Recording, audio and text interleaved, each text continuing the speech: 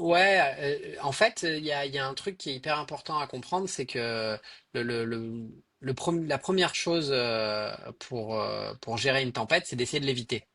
C'est ce qu'on appelle naviguer en bon marin. C'est-à-dire que c'est soit de rester au port, hein, ça peut être un choix, soit une fois qu'on est en mer, d'essayer de l'éviter le plus possible, en tout cas d'éviter là où elle est la plus enragée, j'ai envie de dire, et la plus agressive.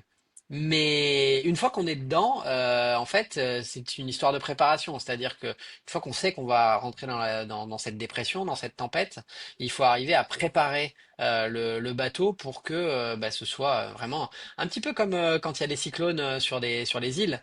On capitonne, on attache tout, on range tout, on réduit les voiles au maximum, on essaye de faire en sorte que voilà qu'il y ait rien qui puisse se déchirer, casser, bouger dans le bateau, rentrer, qu'il y ait de l'eau qui rentre dans le bateau.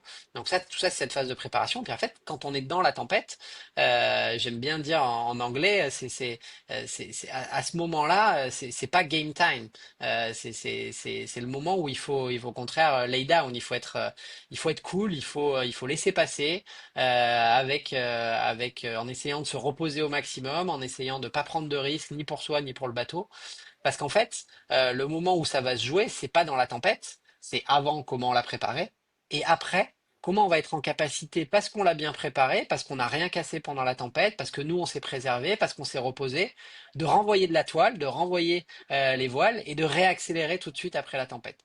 Et l'erreur du rookie, un petit peu, hein, c'est d'aller à fond bille en tête dans la tempête et puis bah, de tout casser, de se fatiguer. Et puis une fois que les conditions sont de nouveau propices à hisser les voiles, à aller vite, à accélérer, bah là, on a des problèmes techniques, on est fatigué, et donc c'est là que se perd la course.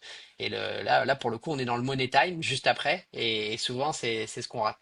Et je trouve que ce parallèle, il est assez intéressant à faire dans le monde du business, c'est que souvent on confond le moment où il faut être dessus, c'est pas forcément pendant la crise, c'est comment on l'a préparé et surtout comment on a préparé sa sortie et comment on est capable de switcher d'un mode crise à un mode, bah là maintenant ça y est, on est redevenu back to normal. En tout cas maintenant il n'y a plus trop de normal, mais en tout cas on est redevenu dans un mode qui n'est pas un mode de crise.